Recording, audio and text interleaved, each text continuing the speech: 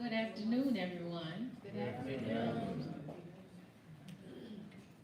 So thank you for being here for our lunch. We're going to go ahead and get started, and I will introduce our speaker to you, General Marcia Anderson. Anderson made history in 2008 when she was promoted to Brigadier General, making her the Army's highest-ranking African-American woman.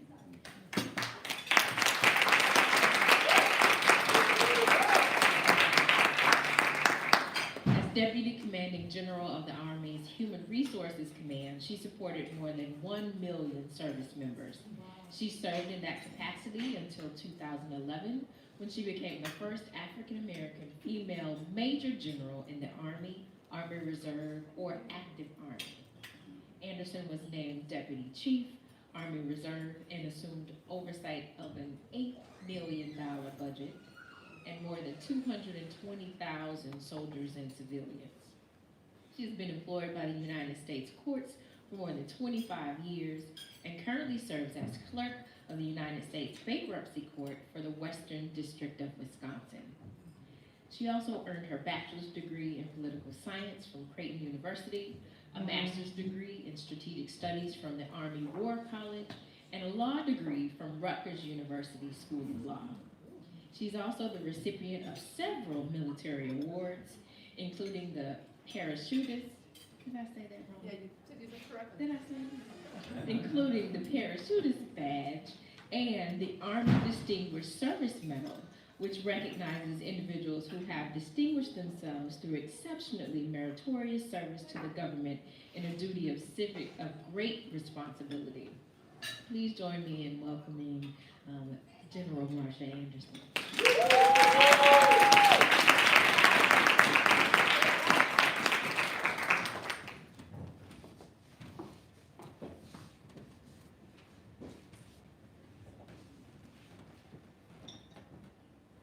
Well, thank you so much for that kind introduction and for that enthusiastic welcome. I very much appreciate the opportunity to spend a little time with all of you. As I shared with some of the ladies last night, I'm obviously not an academic, so I was a little stressed about this presentation. But everyone has been so welcoming and friendly that I hope that I'll be able to share some thoughts with you on this particular topic, and maybe I'm going to leave you with an ask, quite frankly, a call to action, because your positions as advisors, as students, as individuals who are leaders in your community, I think put you in a very special position to address this issue that I want to talk about, which is if we're not at the table, then we will be on the menu.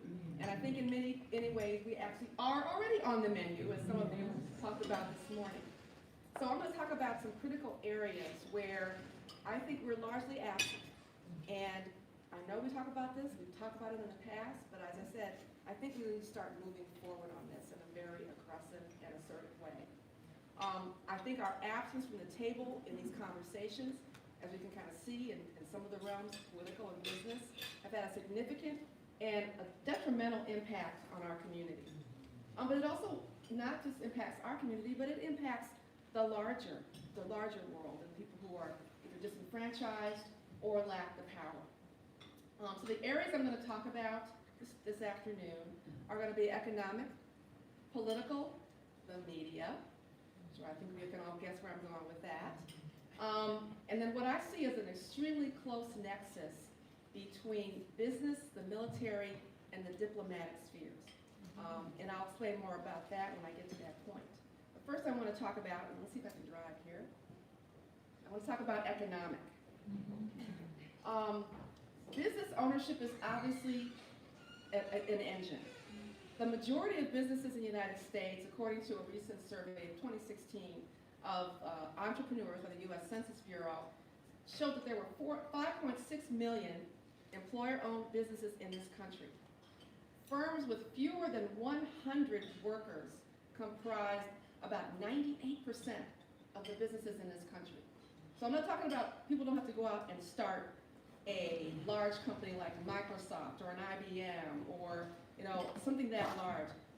The employers who employ fewer than 100 people have a significant economic impact on our country and our community. my bullet point here talks about the fact that only 4% of women-owned businesses and 13% of minority-owned businesses received any venture capital funding. Now, we all know that trying to start a business, people reach into their pocket. We had a speaker yesterday who talked about the fact that, this is being funded by him and his wife. And that's the case for many businesses. And obviously, in my world, in the bankruptcy world, we see the consequences of people who, despite their best intentions, despite having a good business plan and a strategy, find themselves, not because they are deficient in some way, it could just be economic factors and plain old bad luck. They end up in bankruptcy. So not getting venture capital to fund businesses is a huge reason we don't have more black-owned businesses in this country. On the other side of that, in corporate America, 7 to 10 senior executives in corporations are white males. So I'm talking about the C-suite and above, CEO and people in the C-suite. I'm talking about middle management and at the lower levels. You can find a lot of people of color at those levels. The problem is the difficulty of crashing through that ceiling. Another factor is here in the UK, I shouldn't say here, but in the UK, 8% of corporate board members are people of color. In the United States, it's a little bit better, closer to 15%. But again, that's not a significant number. And it's very simple.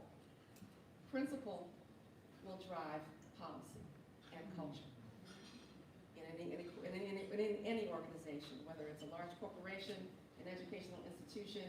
So if you're not on those boards, if you're not in those positions where you can have that kind of an impact, you could try as hard as you might, but you may not be able to change the direction or the focus of that institution. Political. I think we are all living in a climate now where we can see the impact of politics on our lives. We often think about the national level. I'll talk about that in a second. But I think the saying goes, and I'm a political science major, so I remember people saying, all politics is local. It took me about 30 years before I understood what they meant. Politics is local refers to local school boards, which have a significant impact on the curriculum for children in public education. All politics is local refers to those local, other local boards and mayors and legislators. I mean, I think it's a big deal, but again, the policies, the laws that are passed at those levels impact us more in our daily lives than the laws passed at the national level. And I think we often forget that and we focus more on large national races. But the fact of the matter, since this is a conference of educators, 94% of the members of the House have a college degree. And 100%, and this is from the Congressional Research Service, so I know this is current, 100% of the senators have bachelor's degrees at the very least. So as we talk about educational outcomes for black males, that's a starting point. If you don't have a bachelor's degree and you put your name out there and you're running for any kind of an office, we all know how that works. If you are not credentialed or over-credentialed or credentialed to the point where your opponent just looks terrible in comparison, you can't even really get into the game. You're not even part of the conversation. So that's very important. Significantly here as well, in the UK, 8% of the members of Parliament and the House of Commons, and around 6% of the members of the House of Lords are from an ethnic minority background, which is obviously a small number. And the total members of Congress in the United States is just 50 out of 435. I should say 535. So 535 because there's 100 senators. So when we drill down into the state legislatures, those numbers get even lower. And again, as I said, all politics is local. And we can't have an impact on our lives if we don't have representatives in those institutions who can speak truth to power, but who also understand the issues that affect our community. News media. Well, the issue here, and why this is so important, people of color make up about 38% of the population in the United States. In 2017, the National Association of Black Journalists launched what they called their Black Male Media Project. And it was an initiative to help change the narrative around the lives and images of black men in the news and society. Basically, they wanted to combat the blotter to mugshot images of black male faces. that you see on the evening news, or the tendency in some cases to try to find, I'll just say, dirt on a victim who happens to be African American and were involved in something to do with the police or some other incident. The first thing that you're going to see is an unflattering photograph unless the family is able to provide something that is more flattering, you know what I'm talking about. And they'll try to dig and find somewhere in that individual's life where they had an encounter with law enforcement or the criminal justice system. So in order to counter that, we have to have greater numbers on local news staff. We have to have more representation in the people who have to decide what gets put on the news. And I found this an alarming statistic. I kind of knew it intuitively, but until I researched it, I didn't really understand how important this is. As of 2011, 6 companies control 90% of the media in the United States. Let me just break that down for you, what that actually turns out to be.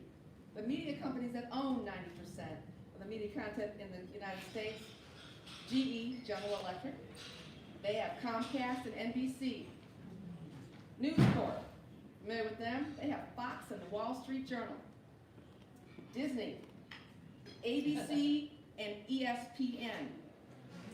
Viacom, BET is owned by Viacom and Nick Jr., which influences programming for children. Time Warner has CNN and HBO. And CBS has Showtime, NFL.com, 60 Minutes, and I throw this in just for fun, Jeopardy. So out of that, obviously the small, very tiny piece of the pie is African American owned broadcasting facilities. And the number there I have is from the National Association of Black Owned Broadcasters, a survey that they did a couple of years ago. So this includes radio, this includes anybody who's got a social media platform, the root, things like that on the internet. But still, compared to the 90% that I just described, that is a significantly small number. And as I mentioned, that impacts how we are portrayed in the media and people's perceptions of who we are. I guarantee you, most people out there, they don't see people like you and me, our stories being told in the media.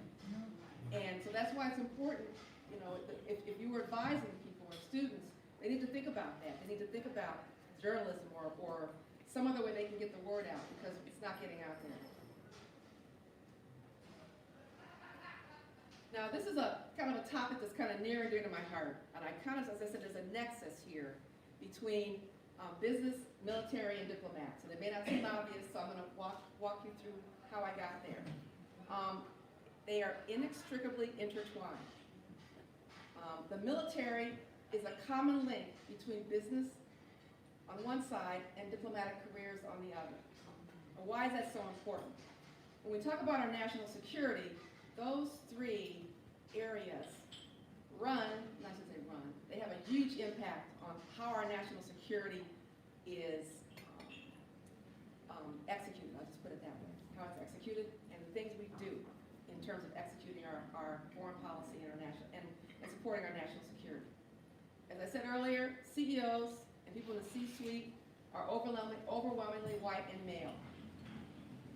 Their personal experiences obviously are going to influence and inform their company's culture and how decisions are made. Many of these individuals served in the military, or they attended one of the service academic institutions, which you would know as West Point, the Naval Academy, or the Air Force Academy. The CEOs who served, as I noted here, for Walgreens at some point, Lockheed, the founder of FedEx, Fred Smith, served in the Marines for 5 years. The CEO for Procter & Gamble, who later became the VA secretary, he got fired, he also was a West Point graduate. Ford and Foot Locker. We can think of a couple of people who are currently serving in this administration. Secretary Pompeo is a West Point graduate. See where I'm going with this? General Powell, Secretary Colin Powell, he was National Security Advisor to President Reagan. He was chairman of the Joint Chiefs of Staff, and he became Secretary of State. What many people don't realize is once you reach the 4-star level, or even the 3-star level in the military, you spend a lot of time with people from foreign militaries who in their country end up being prime ministers or foreign ministers or ministers of defense in those countries. So you have established relationships as we go through our careers that came in very handy for Secretary Powell. And they're probably helping Secretary Pompeo to a certain extent as well. Now, all of these service academies have large and extremely active alumni associations. Merely attending, graduating, and completing 5 years of service, and that's all they have to do once they've taken advantage of that opportunity, automatically links them to a very powerful network of alumni. Annually, at least I know West Point does this, they have an alumni gathering where recent graduates, former graduates, they all show up. There's a lot of networking, there's a lot of resume writing, there's a lot of resume support, there's a lot of mentoring going on. And the end result is they are sprinkled throughout our government, throughout business, and they have a huge impact, as I said, on how our foreign policy is formulated and executed. Now, like me, General Powell was not a West Point graduate. We are rare as general officers or admirals. Most of them came through one of the academies I described. I'm an ROTC graduate. 70 or 80% of the generals and admirals in your military are graduates of those service academies. Now, I'm talking to you about this because if you are mentoring young people in your church, in your community, in your educational institution, it is something to consider. Because right now, only 13% of the U.S. military is African American. I will tell you the number of what we call general and admirals is below 5%. It's below 5%. It's very hard to influence a culture and change and inform policy. There's only 5% of you to spread around. And on the other side of that coin, about 40% of the people in the military, in the U.S. military, are people of color. And I always felt it was my job to do what I could to protect and take care of them. But that's kind of hard. There's only a few of you to go around. But as I'm saying here, having low numbers makes it that much harder for African Americans to rise to the senior levels in the military. It's a lot harder to say no to one or two who are competing for that next level than it is to 10. You've got to pull somebody out of that group and say somebody met the standard. So that's kind of my just kind of an educational piece. Members of Congress can make almost automatic nominations to the service academies. Right now, they put the value of one of those educations at about $500,000 a year. As I said, it's a 5-year commitment, but after that, they're done. They have a reserve or National Guard commitment. They don't have to continue to serve. So it's something to think about, something to consider for our youth. They want people who are physically qualified, because only 1 in 3 kids in this country even qualifies for military service due to physical issues or obesity. So we're looking for people who have some athletic ability. They also need to be smart. Other than that, you know, they find a congressman, a representative, or a senator who will nominate them, and that goes to the top of the pile in terms of admissions. So it is something to consider. As I told a member of Congress, all of my boss, they were kind of giving us a hard time about the number of African Americans in the Army and who were generals, and my boss flat out said, and I agreed with him, we said, well, you're not helping us. We'll never have another Secretary Powell or General Powell if you actively discourage people from serving in the military because your response to a child is, well, you're going to get hurt. 90% of the jobs in the military don't involve going into combat. They involve communications, they involve cyber, they involve engineering, medical, and these are transferable skills to the private sector, which is the other issue that we don't always talk about. So not everybody's carrying a weapon or blowing things up. 90% of them are doing something completely different. And a lot of them, as mentioned here, you actually end up, as I said, along the way, doing some diplomatic work because you're talking to people in those countries who are at your grade level who are going to work their way up the chain as well and eventually going to be prime ministers or foreign ministers. So this is about developing relationships and about helping impact our foreign policy. So I guess my question is, how can we afford not to be at the table? How can we afford not to put ourselves in a position to influence these areas: economic, political, media, and business, military, and diplomatic. We're 14% of the population, over $1 trillion in purchases annually as consumers. That's just as consumers. That's not in terms of generating income or through owning our own businesses. In Africa, consumer-facing markets are predicted to grow, I'm not saying grow to, I'm saying grow by $400 billion by 2020. Talk about an emerging market that deserves respect and doesn't always get it. That's the African continent. And globally, consumers, we know, are getting more experiences. They're starting to branch out in terms of different types of food they want to eat, different types of flavors. So there's a huge market out there for foods and spices from the African as well as the Caribbean countries. So again, these are areas that we should be thinking about and focusing on, and certainly leveraging to the largest extent possible.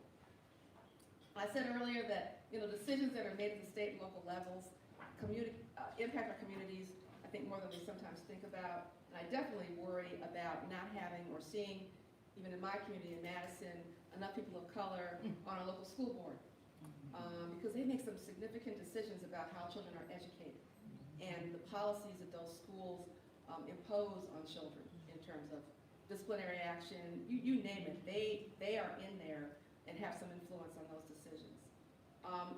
We talked about news media and how those portrayals can be extraordinarily negative, and don't tell the positive story about the contributions people make. Basically, unless you're an entertainer or in sports, your story doesn't appear on the evening or local news.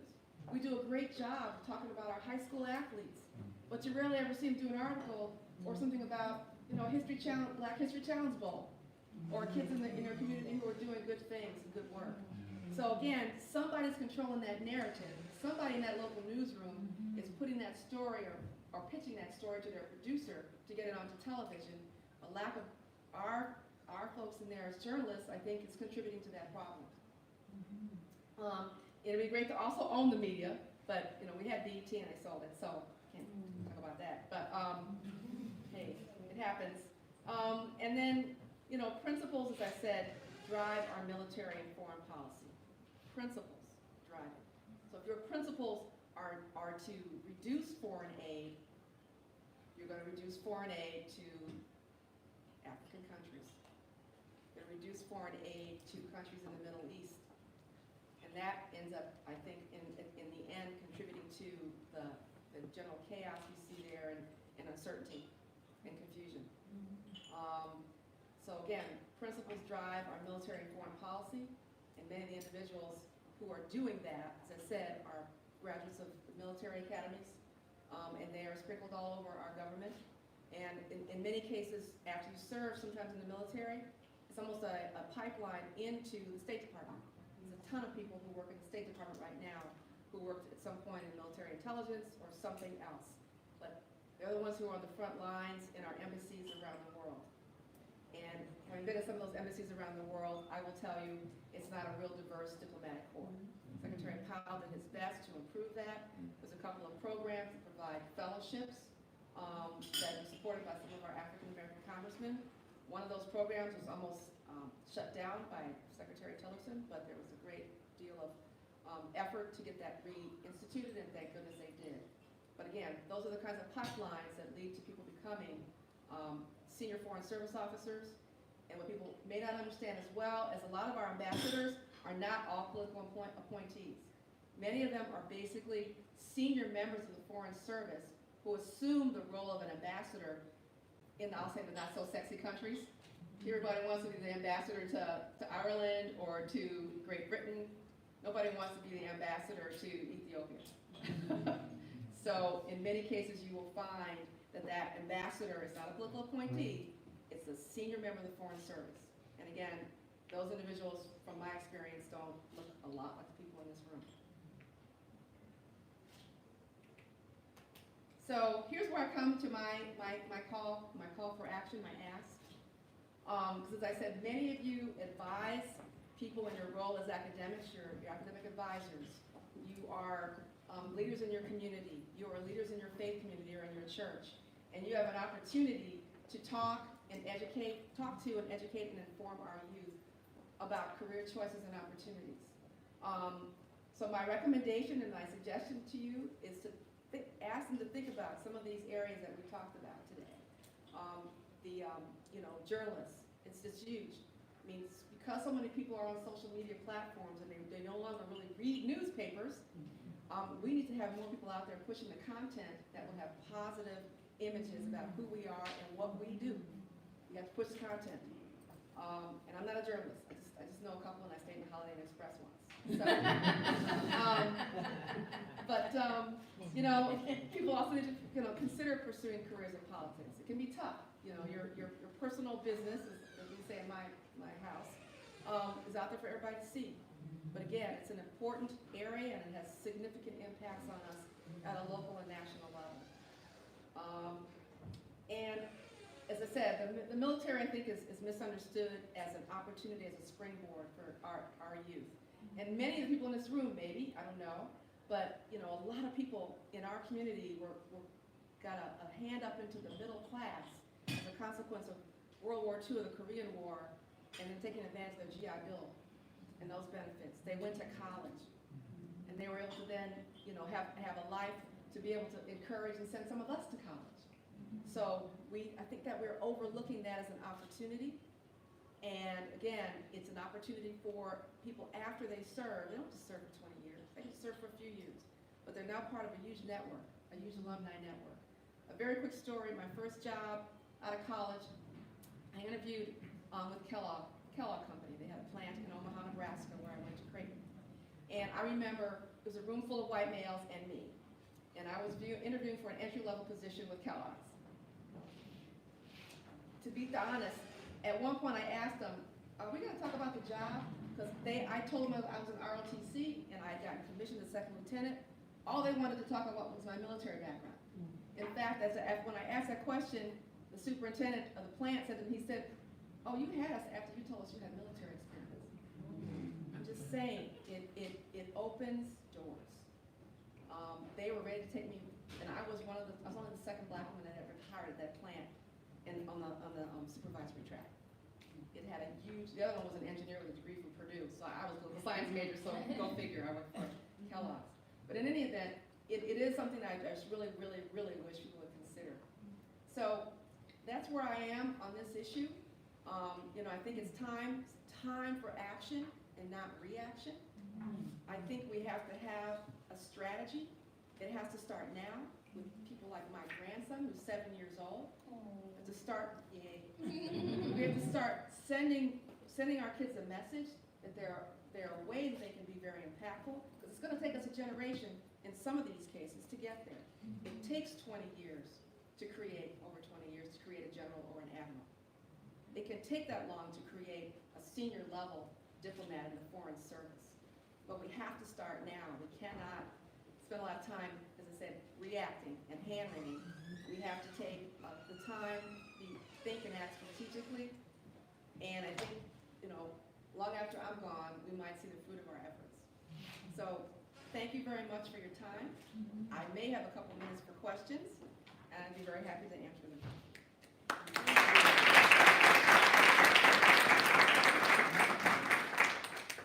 Yes, ma'am. My name is Denise Murray. I am a professor and an academic advisor at Newman University in Pennsylvania. I've been there as the only black professor for over 10 years. Now, we may have had some adjuncts. And I've had a hard time. I've struggled. When I first came there, the population, African American population, was about 5%. Now it's over 30%. But I'm not at the round table for anything. Question, how can I be a little excited about getting in the round table? Okay, the question for those who are watching the stream is, the questioner is a professor at an institution that now has about 30% minority student population, but a very, very low percentage of professors, and she is one. And she's asking for some creative ways that you can address the student and as well as the educator Yes. issue at your institution? Wow, that's a big question for me to answer, but I was very active when I was stationed at the Pentagon, and even before that, in mentoring. There are people in the Pentagon who would tell you if I saw them walking down the hallway, I didn't know who they were, I asked them their name, I gave them my card, I said, you call my executive assistant, and you get 15 minutes on my calendar. And you bring your bio, you send me your bio ahead of time so we can talk about your career path. I was aggressive. I didn't know any of these people. It didn't matter if they were the Navy, the Air Force, a Marine. If they were a person of color, I was going to stop and try and talk to them. That's how I did it. And I'm still hearing from some of these people. I retired in 2016. I'm still getting phone calls from some of them, or they know someone that they want to refer to me, even though I've been out of the military now for 2 years, to have me talk with them. So, you know, we talk about mentors and mentees. Sometimes you have to be very assertive and just kind of get in people's face. I even mentored civilians, senior civilians at the Pentagon, who were trying to go from you're familiar with the federal scale, GS 14 or 15, they wanted to be in the senior executive service. I'm not an SES, but I was able to talk to them because some of those roles and responsibilities and expectations are very similar for general officers or admirals. So I just make sure I was as many places as I could possibly be. And as I say, I'm still hearing from people. In one instance, I had a warrant officer who was a technical advisor in the military.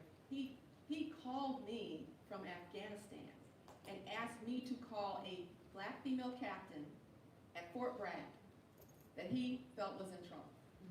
And so he gave me her number, and I picked the phone up and I called her, scared the heck out of her because she didn't know who I was and this general was calling her. But again, you know, I had to reach out and take care of her because she was having some challenges. So that's how I think you could go about it. It may not be a direct answer to your question, but it's again, you just have to reach out and touch people. Thank you. You're welcome. I'm just wondering, my daughter just graduated college in Arkansas, and she rolled out an ROTC to second lieutenant in August.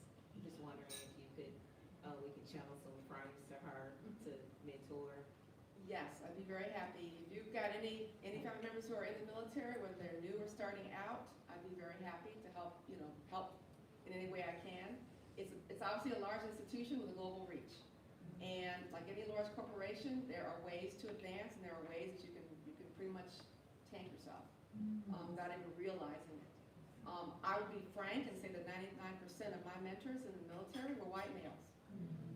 But it was a fact of the relationship between mentors and mentees, which I think I understood intuitively, is when I made them look good, or if they knew that I could make them look good, I was going to be their mentee. They could spot it a mile away. They could spot the fakers, and they could spot people who really wanted to do a good job, and if they gave me a project, I would work really hard and exceed expectations. So that's what they were looking for, and I'm pretty sure that's why I was their mentee. Sir, you had a question? Yes, I have a statement and then a question. My statement, because you kind of wove in the economics within the African American community, as well as what's going on in the trends in Africa today. You know, one of the things I traveled to Africa extensively, and one of the things I do see in investment is China is there, and it's interesting that as when you've talked about the African American economy, and we do have an economy, we spend a lot of money. And we're not, and actually if you added up the amount of money that we have more money than some countries have but we're not investing in Africa, you know, where other people are beginning to invest in Africa. So I just wanted to make that because you beautifully tied that together. But my question comes into your experience in the military, because you kind of talked about military as an option. I can take my family back to military service to the Queen Anne's War, okay? So that's 17 something, right? So in African Americans, we have fought in every major war since we've been in the United States and in other countries as well. You know, but how do we inspire our young people to look at military more than just a job, but to inspire them to do the very things that you're talking about, to think about being generals, admirals? Because I hear people talk about, I'm going into the military, but I'm sitting here listening to you, I can't remember one person. As I said, my family has been in the military forever.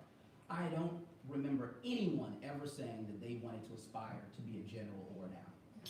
The question is basically, he has members of his family who've been in the military since 1700s. And he does not recall anyone in his family ever saying anything about aspiring to be a general or an admiral. And how did I arrive at that? Well, actually, it was one of my mentors. I hadn't thought about it. When I talk to my mentees, I say this to them. I was so focused on just doing the job that was in front of me. I didn't realize that my peers, my white male peers, were focused on their next job too. They were thinking about their next job. Now, there's a danger in that if you focus too much on your next job, and I'll tell you, soldiers can spot someone who doesn't have their best interests at heart a mile away, and they're not going to work hard for you, you're not going to motivate them. So there's a danger in that. But I learned how to balance that after someone's kind of mentioned to me, here's what you need to do to get to the next level, because you have the skills and talent to do that. We do need to talk to our kids about the fact that there'll never be another Colin Powell if one of them doesn't step up. There never will be. He is the only African American who's ever been the chairman of the Joint Chiefs. Think about that. And until I was appointed, until I was nominated and confirmed by the Senate, after 200 plus years of the Army, I was the first African American woman to achieve the 2-star rank. Because again, there weren't enough people in the pipeline. As I said, it's easier to turn down people who are applying when you have a small pool. If you have 1 or 2 in the pool, if you got 10 or 15 in the pool who are well qualified, it's going to be harder to say, oh, we couldn't find anybody who could be promoted. First 4-star admiral, black female admiral in the Navy's history, Michelle Howard. She and I were 1-stars together. You see, she totally outstripped me. But she was an Annapolis graduate, Naval Academy. If I remember the movie that was made about Captain, the one who was captured by the pirates. Okay, they made it into a movie. In any event, the SEALs they went out there. There was a task force that went out there, and they rescued him from the Somali pirates. Yes. The leader of that task force was none other than she was a 1-star at the time, Michelle Howard. That was her task force. Those were her SEALs. That was her mission. So she certainly deserved many other things that she did to become a 4-star. But again, we don't get there if we don't start somewhere. And we have some very talented young people in our community. And again, as I said, there are transferable skills that are offered in the Air Force and in the Army that don't involve direct combat. They involve critical thinking. They involve some other kind of talent, math skills. STEM is well represented in our military, but again, we don't really think about that, and we don't think of it as an opportunity.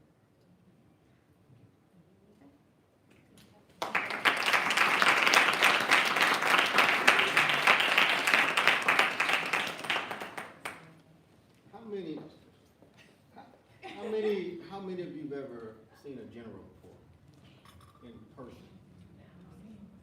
What about a black female general? Today? Not today. So we were so excited to have Marcia to agree to be a part of the inaugural Black Female Forum because her impact on history, shapes the type of educational guidance that the research that you do, the advocacy that you do, and the policy work that you do, it was shaped in such a way that we can connect generations with this kind of powerful imagery, right? It's one thing to hear about a Marcia Anderson. It's another thing to hear her and see her and to be able to spend time with her. And so I hope that this moment does not just whisper away, that we have a historical figure amongst us as we try to make history in a different way and decouple achievement gap challenges for both black females and black males over the next several days. I'm gonna take this opportunity to present to Marcia. We have, for those of you that have seen this before, we have a colloquium coin, which is our token of appreciation that we give to all our keynote speakers. And the selected coin, opposed to any other type of recognition, is that we know that the size of this is something that she can always find a place for it. But the level of detail and it is collector quality, that we hope that it'll remain a part of her archive as she continues on. But thank you so very much for coming. We greatly appreciate everything.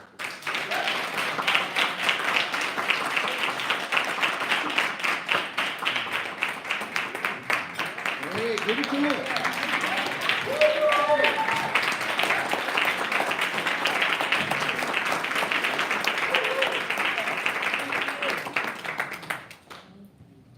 Dr. Bertrand Jones has a few words for you. Thank you, Jerlando, for reminding us just how historic. It didn't hit me until he was talking about how historic this. I've read the bio, but just how historic this is. And so, thank you, Marcia, for being here. We appreciate you sharing your words of wisdom. And what were you nervous about? So now we will transition to, you have a few minutes to take a break, take a bathroom break, and meet us back in the room for our afternoon session, where we're going to talk about some of the issues that are impacting Black males and how they impact us as Black women in the Black community. And then later on in the afternoon, we're going to answer some calls of action and figure out a plan for how we move forward. So thank you all, and we'll see you in, I think it's 1:25.